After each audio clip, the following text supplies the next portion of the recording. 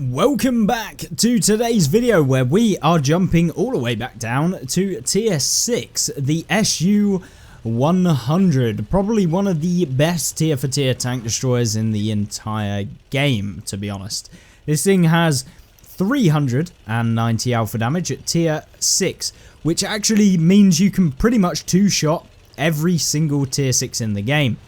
And considering the reload of this thing being pretty darn good as well, it really does feel like an absolute weapon, especially when it's used in the right hands, and hopefully those hands are going to be mine today, but you'll have to wait and see.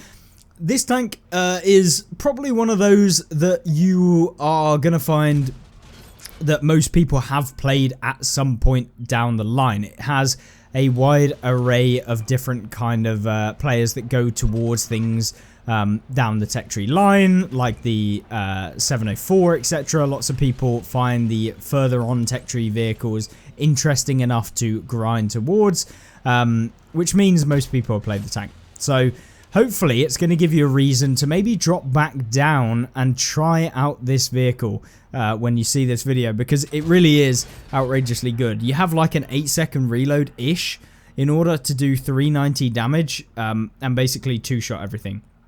So it's about 8.5 seconds when you have not got your fuel active or your enhanced combat rations active in the game. You can see there we land a 405 damage hit, and within just 4 hits and an enemy taken out for like nothing, we've dealt 1194 damage.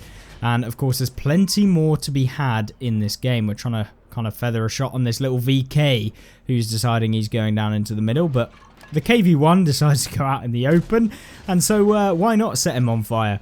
The G1R is over in the bushes, so let's see if we can get one into him. Yes, we can. He's gone, and we're up to nearly 2k damage already. Of course, we got ourselves a little KV-1. We're just aiming the shot, making sure that we do hit, and of course, he gets absolutely steamed hammed right before we manage to get a shot into him. So no worries there, but let's push on. There's no point in us sitting back. We are 8 tanks to 5, and I think we're going to win pretty substantially here. It's nice that they have added in, it's been a while since I've played, so it's nice that they've added in the hit point pool of the 2 tanks, much like they did on PC, so you can actually see who is winning on hit points. So it's not actually that different. It is different, but compared to the amount of tanks that were alive, you could see now we're at 6 to 4, and so yeah, we have about double the hit points of their team, so they're all kind of relatively low. We're up to 3 enemies taken out with 2.3k damage, which is pretty decent, and a bit of assistance. 400 is not terrible. Of course, this isn't the best of the 2 games that we have available for you guys today. We've got an OI, which hopefully we can land a full damaging hit into. He's got a decent chunk of hit points there. But this thing just feels like an absolute monster down at tier 6. Like, when you can get this working, it has very, very good camo to the point where you can just sit in a bush and no one is going to spot you. Unfortunately for us, we land a shot on the OI when we do aim a little bit for 1 damage. It seems like we've been picking away at these enemy tanks just after they've got absolutely rinsed by everyone, which, you know, it happens sometimes. Can't always get a full damaging shot. But we're up to 4 enemies anyway taken out, so you get a bit of XP for taking out someone rather than getting the actual damage, so swings and roundabouts. Obviously, we've already got the SU-152 and all of the tech tree line after it, but if we were after XP, you want a decent combination of damage and enemies taken out. But let's hit this Hellcat 105. We hit into him.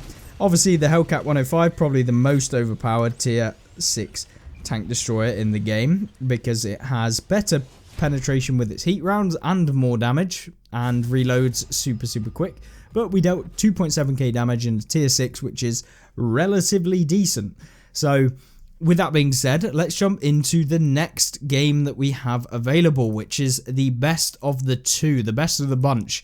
And this game really did kind of shock me, both how we managed to win and also how much damage we managed to pull off in this little tier 6.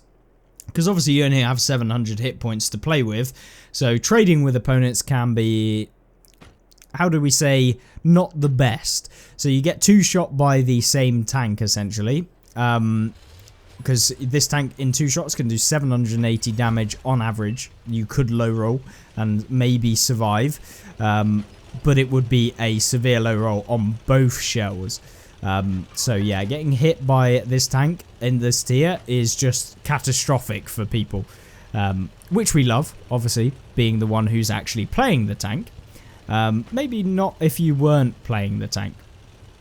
So, view range. We have very good view range in the SU, which allows us to basically sit in a little corner and remain undetected. So, as long as we're not moving, which is the main issue with a tank like this, we should be able to remain undetected the whole time. What we are doing here is we're trying to double bush against the EOC here. So, sitting in one bush behind and having a bush in front of us, meaning it would be very difficult to spot me, but I'm also making sure that I'm far enough forward where we can spot the enemy team who are progressing forward. We find ourselves a BDR right there who we set on fire, and it's just unfortunate to be a BDR in this sort of matchmaking, but we want to get him out of the game. We don't want him surviving, and so we go and land in that second shot at the risk of being spotted, and then the entire enemy team of heavy tanks decide that they're going to push. Unfortunately for this VK301H, it doesn't look particularly great for him. So we land a shot into him, and he's looking like he wants to just end himself right there. But yeah, not today. The VK301H on their team does pull out, and we try and bounce around, but unfortunately for me, it doesn't manage to land. But we do fire one back in exchange, but it only tracks him, and none of our team are actually able to hit him, except that guy who does manage to land a hit. And then we blind fire and end up getting the EOC, I would expect, with that last shell. So, not bad, not bad. But I want to try and spot these guys. Now, we have got a lot of enemies actually pushing over on the northern side or northeastern side of the map. So, we kind of need to start dealing with this side of the map so we can turn around and deal with the other side. Because that could be a problem at some point. That shell went into outer orbit, which is not ideal because we missed out on some damage there. But the BT-42, which looks like a KV-2 light tank. I mean, I haven't been around for a little bit, so I wouldn't know entirely, but maybe a tank that we'll pick up at some point. But yes, 1400 damage so far, so basically double the damage of our hit point pool. So that's when you know you've had an okay game, and this game is far from over, but it is 7-10, and we're losing quite a lot on hit points, about half of the hit points of the enemy team. So yeah, not good at all. Although we do pull back 2 enemies right there against their team. So we've got 2 tanks over here. We've got a captured KV-1 and a Type T-34. Let's land one into the Type T-34. Of course we bounce. Somehow against the Type T-34. That thing has absolutely no armor, so I have no idea how we bounced that one. But the captured KV-1 is probably like one of the most seal clubbing tier 5 tanks in the game. It is one of the most outrageous tanks in the game. And so if we can deal with him, that would be perfect. But the way in which we're going to have to deal with him is trade our hit points, which is not ideal when we don't have too many of them. And oh, the T-34 is trying to get a shot on us. This captured KV-1 is trying to get another shot into us. We're trying to angle for this captured KV-1. Let's try and get one more. He does ammo rack me there, which is a bit unfortunate, and lands a second shot in that last engagement, which kind of sucks. And oh no, there's 2 tanks over here. There's a Type T-34 who's pushing around. Let's go for the tracking and damaging shot on him. He bounces, which is perfect. He bounces again. He bounces again. And uh-oh, bye-bye, 2 shot. Now, we got 2.6k damage, and it's a 5 versus 2, so it's not looking very good, I won't lie. We've got 331 hit points. We've got a VK who is on a decent chunk of hit points. Can he hit me? No, he can't. We snapshot him real quickly. because I had to go for the snapshot there, otherwise we're going to take another hit point of damage, and against 4 other vehicles we need the hit points, otherwise it's going to be a loss anyway, so we might as well risk it for the biscuit. Luckily this time it actually worked. So on 2.7k damage, I'm now got to turn around because we did have some people crossing on the bridge, which I noticed earlier. So we want to try and see if we can spot them guys who are going to be pushing towards our cap circle. We don't want any cappers in this game. Unfortunately for me, the Easy 8 does push all the way around, and oh no, it's a VK301H.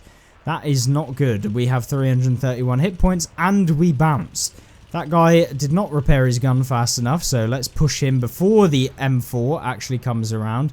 We put one into him, which was a decent roll, but the M4 is now trying to get a shot onto us, which is exactly what I thought would happen.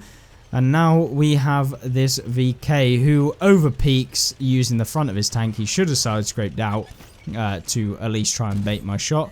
And we got the M4 pushing.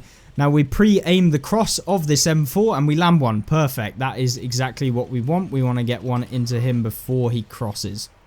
Now, 3.6 thousand damage done. Okay. Now it's getting a bit sweaty.